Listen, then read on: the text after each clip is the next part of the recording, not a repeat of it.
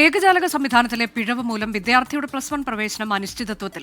ശൈവ വെള്ളാള വിഭാഗത്തിൽപ്പെട്ട വിദ്യാർത്ഥിക്ക് അലോട്ട്മെന്റ് ലഭിച്ചിട്ടും സ്കൂളിൽ ചേരാനാകാത്ത സാഹചര്യമാണ്. ജനറൽ വിഭാഗത്തിൽപ്പെട്ട വിദ്യാർത്ഥിക്ക് OBC വിഭാഗത്തിലാണ് അലോട്ട്മെന്റ് ലഭിച്ചത്.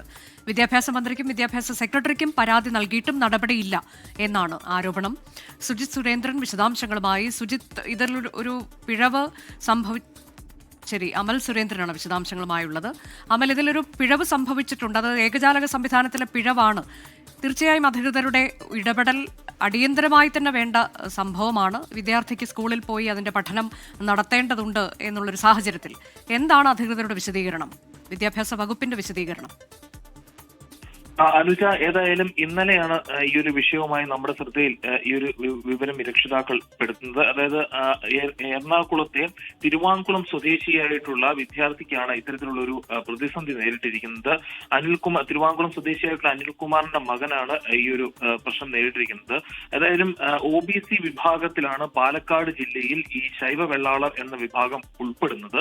അത് തമിഴ് പശ്ചാത്തലം ഉള്ളത് കൊണ്ടാണ് അവർക്ക് അങ്ങനെ ഒരു പദവി ആ ജില്ലയിൽ മാത്രം കൊടുക്കുന്നത്. പക്ഷേ മറ്റ് ജില്ലകളിൽ, പാലക്കാട് ഒഴികെയുള്ള കേരളത്തിന്റെ മറ്റ് ജില്ലകളിൽ ശൈവ വെള്ളാളർ എന്ന് പറയുന്നത് ജനറൽ കാറ്റഗറിയാണ്. പക്ഷേ ഈ ഏകജാലക സംവിധാനത്തിൽ കുട്ടികൾ അപേക്ഷ വെക്കുമ്പോൾ അത് OBC എന്നൊരു ഓപ്ഷനാണ് വന്നത്. അതുകൊണ്ടാണ് തങ്ങൾക്ക് ഇത്തരത്തിലുള്ള ഒരു പ്രശ്നം നേരിട്ടതെന്നും ഈ കുട്ടിക്ക് പിന്നീട് അലോട്ട്മെന്റ് ലഭിച്ചപ്പോൾ അത് OBC വിഭാഗത്തിൽ അലോട്ട്മെന്റ് ലഭിക്കുകയും എന്നാൽ OBCയുടേതായ യാതൊരു സർട്ടിഫിക്കറ്റുകളും ഈ കുട്ടിക്ക് ഹാജരാക്കാൻ സാധിക്കാതെ വരികയും ചെയ്തു. അപ്പോൾ സ്കൂളുകാർ ഈ കുട്ടിയെ അക്കോമഡേറ്റ് ചെയ്യാൻ മടിക്കുന്ന ഒരു സാഹചര്യമുണ്ട്. അതുകൊണ്ടാണ് കുട്ടിക്ക് സ്കൂളിൽ ചേരാൻ സാധിക്കാത്തത്. +1 സ്വന്തം ഇഷ്ടമുള്ള വിഷയം എടുക്കാനോ ഇഷ്ടപ്പെട്ട സ്കൂളിൽ ചേരാനോ ഈ കുട്ടിക്ക് ഇതുവരെയും സാധിച്ചിട്ടില്ല. ഇപ്പോൾ 3rd അലോട്ട്മെന്റ് വരെ കഴിഞ്ഞിരിക്കുന്നു. ഇനി ആകെ ഉള്ളത് ഒരു സപ്ലിമെന്ററി അലോട്ട്മെന്റ് മാത്രമാണ്. അതിലാണ് ഈ കുട്ടിയുടെ പ്രതിഷേധം. പക്ഷേ അങ്ങനെയാണ് എങ്കിൽ തന്നെയും ഈ ഒരു പ്രതിസന്ധി നിലനിൽക്കുമ്പോൾ അങ്ങനെയും ലഭിക്കുമോ എന്നൊരു ആശങ്ക ഈ കുടുംബത്തിനുണ്ട്. ഏതായാലും വിദ്യാഭ്യാസ വകുപ്പിന് നേരത്തെ തന്നെ ഈ വിദ്യാർത്ഥിയുടെ ഭാഗത്തു നിന്നും അല്ലെങ്കിൽ ഇവരുടെ സമുദായത്തിന്റെ ഭാഗത്തു നിന്നും എല്ലാം പരാതികൾ നൽകുന്ന ഒരു സാഹചര്യം ഉണ്ടായിരുന്നു. പക്ഷെ ആ പരാതിയിൽ യാതൊരു നടപടിയും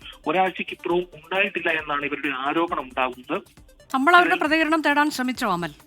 തീർച്ചയായും നമ്മൾ അവിടെ പ്രതികരണം തേടിയിരുന്നു. അവർ ഇന്നലെ തന്നെ നമ്മോട് പ്രതികരിക്കുന്ന സാഹചര്യവും ഉണ്ടായിരുന്നു. അപ്പോൾ ഈ കുട്ടികളുടെ ആശങ്കയും മാതാപിതാക്കളുടെ ആശങ്കയും മാത്രമല്ല, ഇവരുടെ സമുദായത്തിന്റെ കേരളത്തിൽ പല ഭാഗങ്ങളിലായിട്ട് ഇത്തരത്തിലുള്ള സംഭവങ്ങൾ ആവർത്തിക്കുന്നുണ്ട് എന്ന് തന്നെയാണ് ആ കുടുംബവും ആ സമുദായവും നമ്മോട് പറഞ്ഞത്. ഏതായാലും ഇത് നമുക്ക് അറിയാവുന്നതാണ്. ഇപ്പോൾ ഈ വിഷയത്തിൽ വിദ്യാർത്ഥിയുടെ രക്ഷിതാക്കളുടെ പ്രതികരണം നമുക്ക് കിട്ടിയിട്ടുണ്ട്. അതിലേക്ക് ഏകജാല സംവിധാനം വഴി സമുദായത്തിൻ്റെ പേരടിച്ചു വരുമ്പോൾ OBC എന്ന കാറ്റഗറിയിലേക്ക് വരുന്നു. അത് തിരുത്താൻ പറ്റുന്നില്ല. ഈ സംവിധാനത്തിൽ, ഏകജാല സംവിധാനത്തിൽ OBCയുടെ അലോട്ട്മെൻറ്റുമായിട്ട് സ്കൂളിൽ ചെല്ലുമ്പോൾ കുട്ടിക്ക് OBC സർട്ടിഫിക്കറ്റ് ഹാജരാക്കാൻ കഴിയുന്നില്ല. ജനറൽ കാറ്റഗറികളുടെ കുട്ടിയെ എങ്ങനെ OBCയിലെടുക്കും? എല്ലാവരും എൻ്റെ കൂടെയുള്ളവരെല്ലാവരും ഓരോ സ്കൂളുകളിൽ അഡ്മിഷൻ കിട്ടിയതുകൊണ്ട് നമുക്ക് കുടുംബപരമായിട്ട് എല്ലാവർക്കും ഒരു ഇത്തിരി വിഷമത്തിലാണ്. കൊച്ചാണെങ്കിലും അവനാണെങ്കിലും ഇനി നാളെ മുതൽ ക്ലാസ് തുടങ്ങും. അപ്പം നമുക്കിതിൽ എല്ലാം ഇനി ക്ലാസ്സുകളും നഷ്ടപ്പെടും. ഫസ്റ്റ് അലോട്ട്മെൻറ്റിൽ ചോദിച്ചാൽ എനിക്ക് സ്കൂളിൽ കിട്ടി. അവിടെ പക്ഷേ OBC എന്ന കാസ്റ്റിലാണ് എനിക്ക് കിട്ടിയത്. പക്ഷേ ഞങ്ങൾ OBC ആയിട്ടില്ല, ജനറലിൽ തന്നെയാണ് കിടക്കുന്നത്. അപ്പോൾ ഇനി അവർ പറയുന്നത് സെക്കൻഡിലും തേർഡിലും വരില്ല, സപ്ലിമെൻ്ററിയിൽ മാത്രമേ കിട്ടുള്ളൂ എന്ന് പറയണം.